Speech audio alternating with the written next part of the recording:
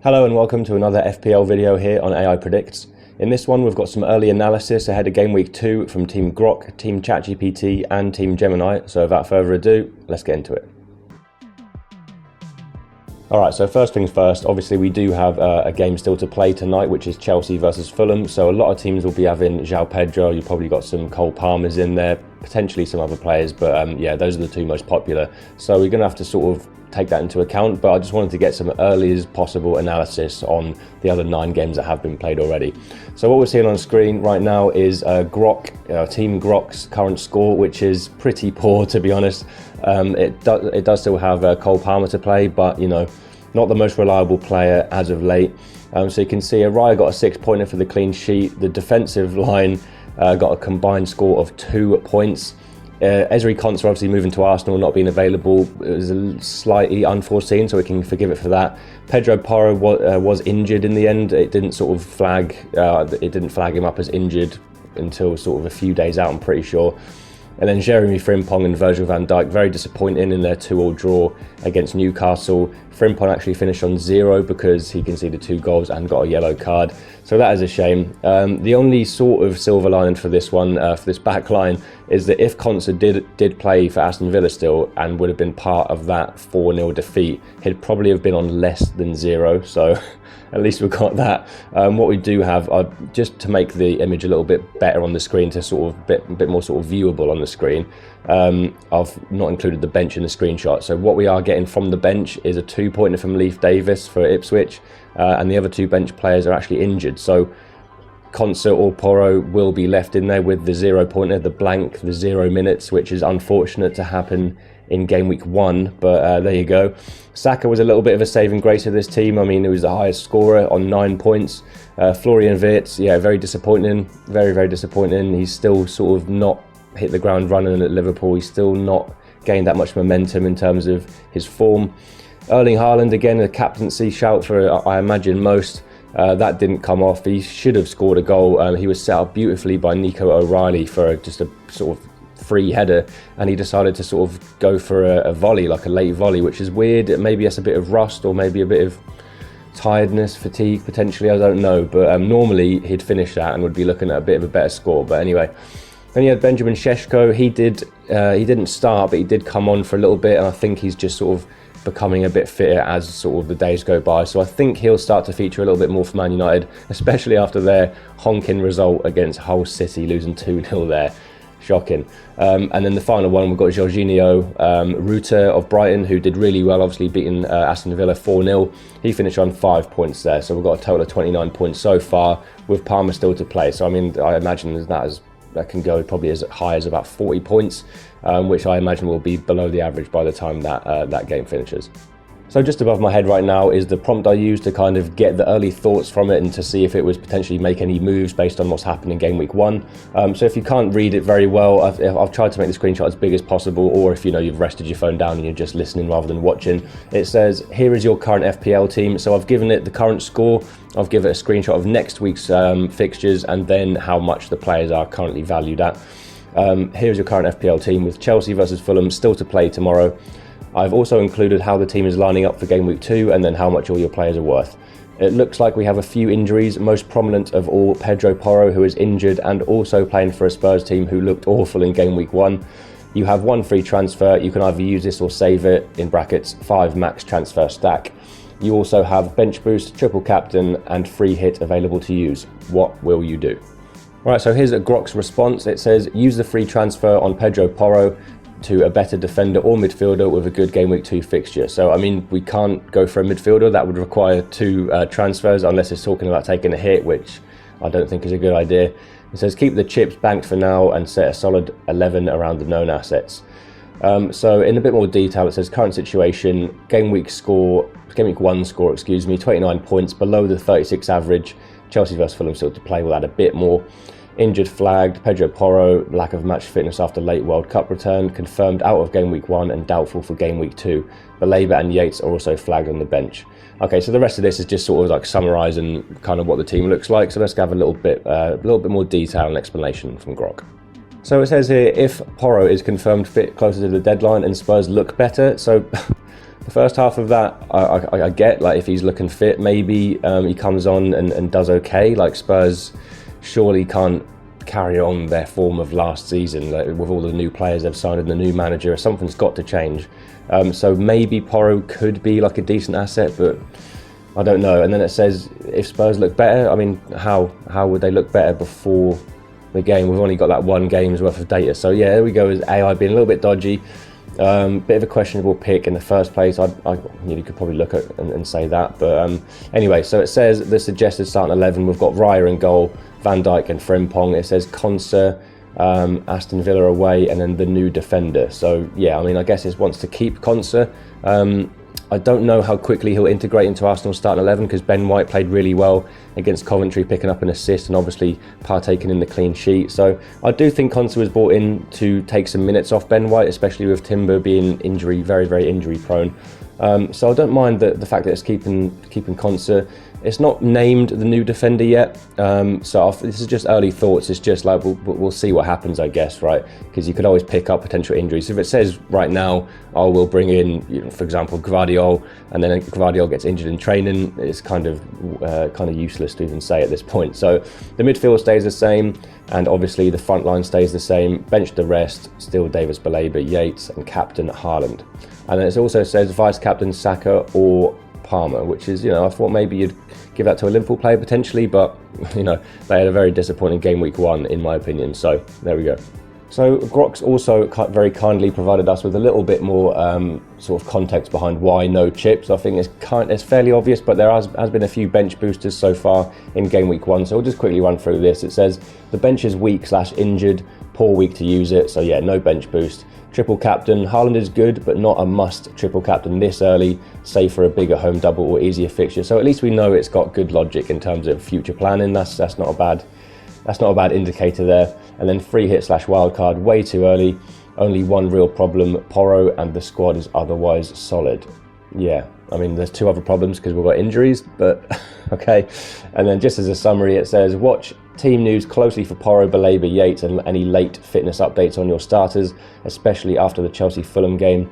If more injuries hit, reassess, but with 1 free transfer, this is the cleanest move. Good luck, the call. I mean, don't wish me luck, it's your team, you're representing yourself here, Grocky. So there we go, there's Grok. Let's move on to Team ChatGPT. So ChatGPT's score is actually worse than Grok's. The team actually, right, on paper, it still looks good. And I think if you keep with these players long enough, they're going to haul for you. It's also got Morgan Rogers and João Pedro still to play. So it could turn around a little bit. But again, we're below the average. So not a great start there from ChatGPT at all. So again, above my head, we've got another tailored response. So this is what I've asked ChatGPT. It says, this is your FPL team's current game week 1 points with Chelsea Fulham to play tomorrow. Not a good start, but the selection still looks solid. No injuries, but as we had Konsa while he was at Villa and he has since moved to Arsenal, we will have to remove an Arsenal player to adhere to the max 3 players from 1 club rule. You have a free transfer. These can be saved and stacked to a maximum of 5. 0.5 million in the bank and all chips available. Will you make any moves or save the transfer and keep the team as it is? Also bearing in mind Man United's terrible start, who will be your captain and vice captain? So here's ChatGPT's response, and it is a little bit better than Grok and Gemini. I'll just say that now because I've had ChatGPT Plus since pretty much day 1. So it's really good at knowing how to sort of speak to me and what I want to hear and how to sort of format it and everything. So this is a really good response. So it says, yeah, 20 points with 2 Chelsea players still to play is a rough opening, especially against a current average of 36. But looking at the actual squad now, I'm not remotely ready to panic. Most of the selections still make sense, and game week 2 actually gives several of them good opportunities to respond. There is one important difference from a normal roll the transfer decision. We literally can't leave the squad as it is. Konsa's move from Villa to Arsenal has left us with 4 players, Gabriel, Konsa, Eze and Gyökeres, so FPL is forcing us to resolve that before we can make another transfer. The move is reflected in the Premier League's current transfer coverage too. My decision, Konsa out. I know there's argument for keeping him because 4.5 million for an Arsenal defender suddenly looks extremely attractive. Yeah, I mean, that is a really good point. But I don't want to rip up the original structure after 1 game week just to accommodate a transfer that happened after we picked the squad. I think that's fair enough. I think you could make an argument for sort of both sides. Like Konsa is a really cheap way into the Arsenal defence and potentially takes that starting right back spot. We just don't know yet. But also, yeah, it's sort of Gabriel, Eze and Gyökeres. We've got every position covered there in terms of Arsenal's defence, midfield and forward line. So yeah, I do sort of agree with the sort of decision to get rid of Konsa, because we wanted him in when he was for Villa, and that's sort of changed now. So carrying on with ChatGPT's response, it also says, I definitely don't want to sell Gyökeres after a blank. We picked him as our main Arsenal attacker for a reason. I don't want to sell Eze either. 6.5 million for an Arsenal attacking midfielder is still exactly the sort of value I want to give time. The value pick I want to give time, excuse me.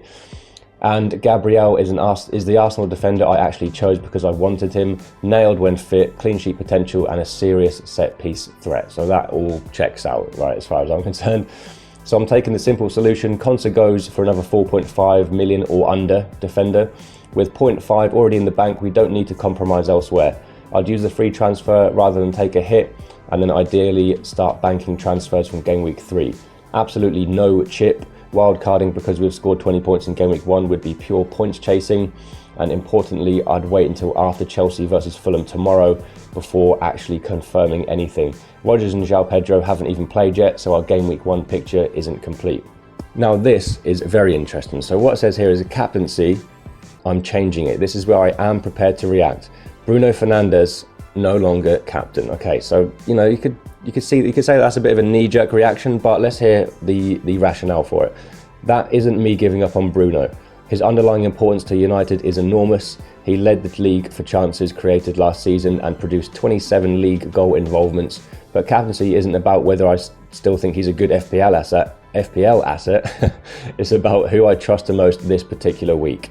United's start worries me enough that I don't want to double down by captaining him even with Ipswich at Old Trafford. Instead, Victor Gyökeres is getting the captaincy armband against Villa away, and then Florian Wirtz is the vice captain. So Bruno Fernandes has been demoted twice there. He's not even the vice captain. It says, I'm sticking my neck out slightly with Gyökeres after the 0-pointer in game week 1, but that's exactly the kind of situation where I don't want to become reactionary.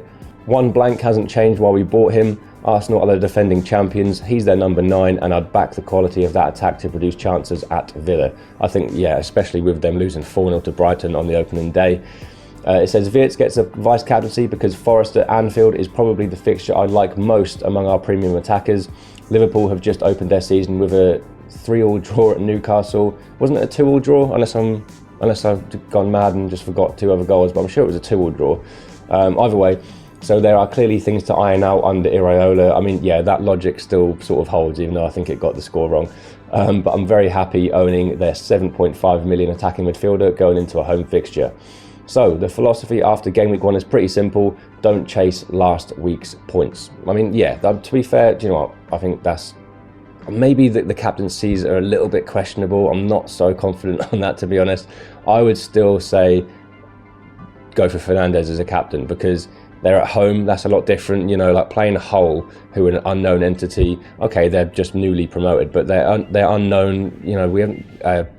We haven't. Man United wouldn't have studied them too much in terms of their play style, so it would have been somewhat surprising to them. And obviously, being at Hull City Stadium, that's an unfamiliar stadium to be at, etc., etc.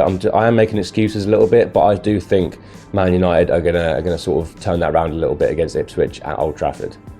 All right, finally, we've got Gemini FC, who's actually done all right and got above the average score. So you can see it's 48 total points at the moment, and Palmer and João Pedro still to play. So I think that's a good chance to sort of break that 50 on the first game week, which ain't too bad at all. So just to run through that, the defence did most of this heavy lifting, to be fair. Verbruggen and Mikulenko on 6 points each, and Gvardiol and Calafiori on 9 points each. The team also had Saka, and then some disappointing turnouts from Eze, Tielemans, Isak and Haaland. So this was the tailored prompt for Gemini. It says here, here's your FPL team and its current game week 1 points. I've also attached next week's lineup and players value. A good start, and still Palmer and João Pedro to play.